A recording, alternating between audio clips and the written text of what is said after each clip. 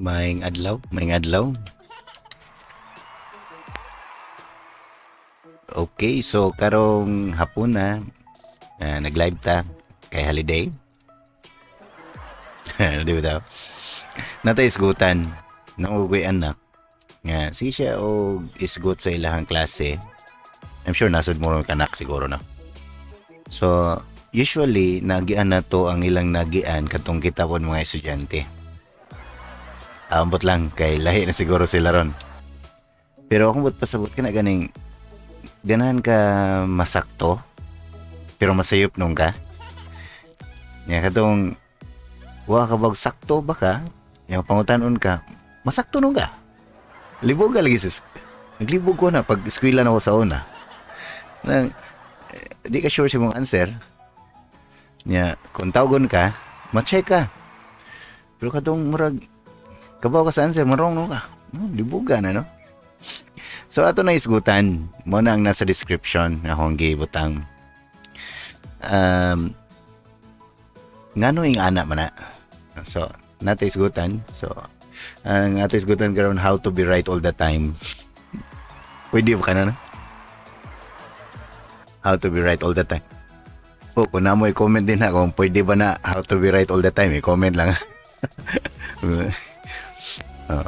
Pwede ba right ka all the time? Or how to be right all the time. Nabay paagi nga, pirmi ka, sakto pirmi. Saan ka na no? Oo, kasuway. Pero kung naamo din na, nakasuway mo din ha, paibaw ako. No. So, kung balikon, ang ito atong isgutan karon tungod ni sa ako ang anak nga iyang isgutan usahay ang unsay ilahang mga netabo sa room. Wala na nakanindot mga parents, mga teachers. Nindot gyud ko na may constant communication sa inyong mga bata. Aron makabaw mo unsay nahitabo sad sa inyong mga bata sa ilahang room, di ba? So ngano nga kanang di ka ganahan mo answer, tawgon ka. Nya kadong ganang ka answer di ka tawgon. Ako na natubag sa uban ako nga video og sa live. Pero karon natong isgutan.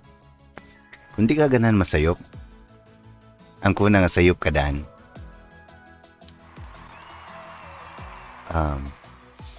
The more ka nga maningkamot na masakto ka pirme, magsige no kagasayop.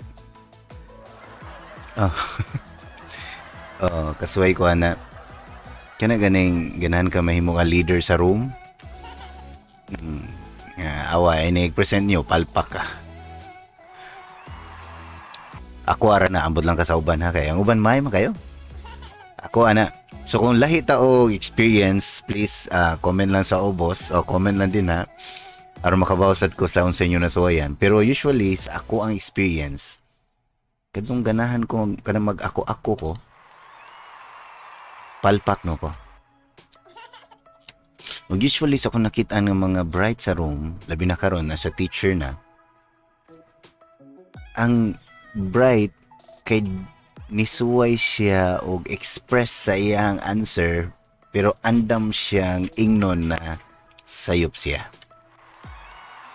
Og welcome niya ang tanan nga corrections gikan sa teacher.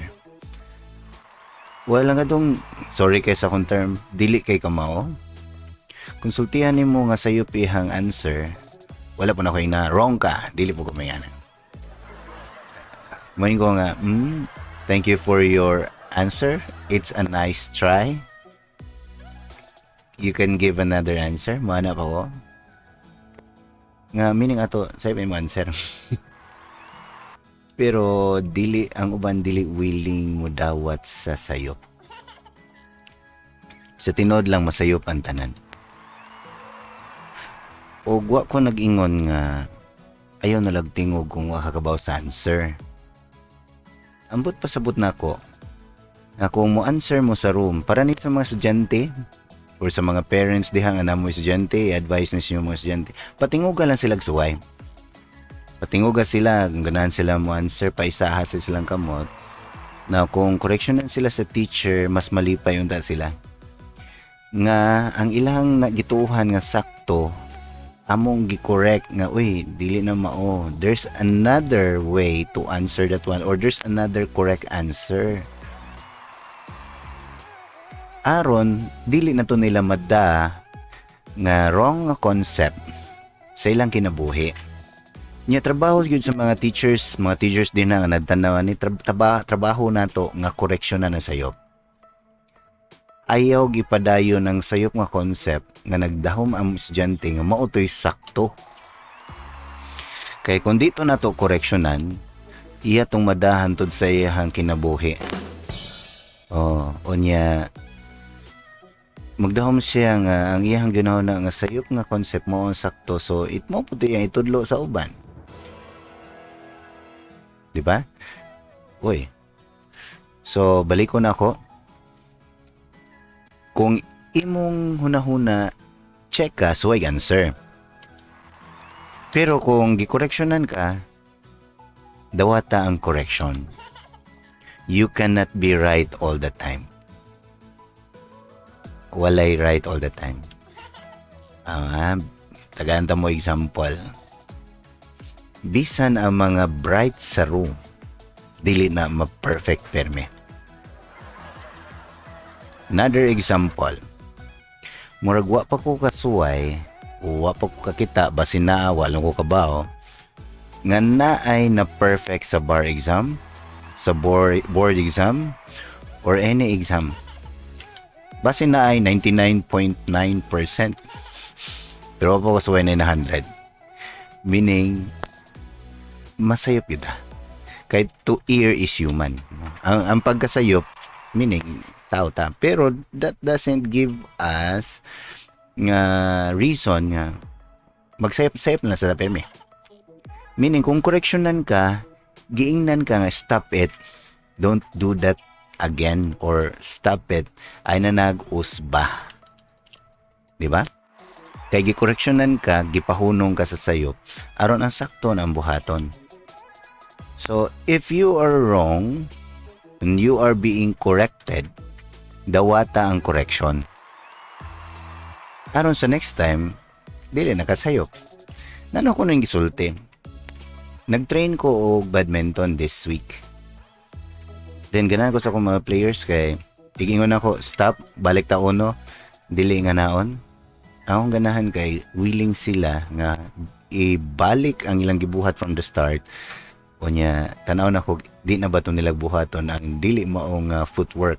Kay footwork is very essential in badminton. Na kung dili mo imong footwork, mauhay ka og dagan, mauhay ka sa imuhang padulngan na. So akong gi-correct ilahang mga sayop nga footwork. Og mo ni ako'y kasulti. Kung willing ka koreksyonan ka, mas mo improve ka. Kung modawat ka nga nasayop ka niya, paminaw nimo unsa ang sakto niya imong i-apply, mas mo improve ka. Pero kung gi-correctionan ka niya, di ka mo dawat sa correction, dili ka mo improve, wala improvement, magpabilin ka sa status nga kung unsa ka. So you cannot be right all the time. So ang akong gipakita da how to be right all the time is you cannot be right all the time. Wala ma right all the time, imposible na. So kana lang siguro, samok-samok lang ko sa inyong holiday. So, enjoy your day. Holiday ron, Bonifacio Day. So, pasalamat at tanan ni Bonifacio. Salamat kayo sa kalayaan. Salamat sa inyong pag-fight for our freedom. Tungod ani, wa may trabaho karon. Okay, so, kung balikon, kung ganahan ka nga di ka masayop, di na pwede. Kinaandam ka masayop. O, the moment na masayop ka, imong correction na imong kaugalingon, then mag-start ang gamay na lang kayo imong sayop. Okay? Kaya na lang siguro. Thank you for watching.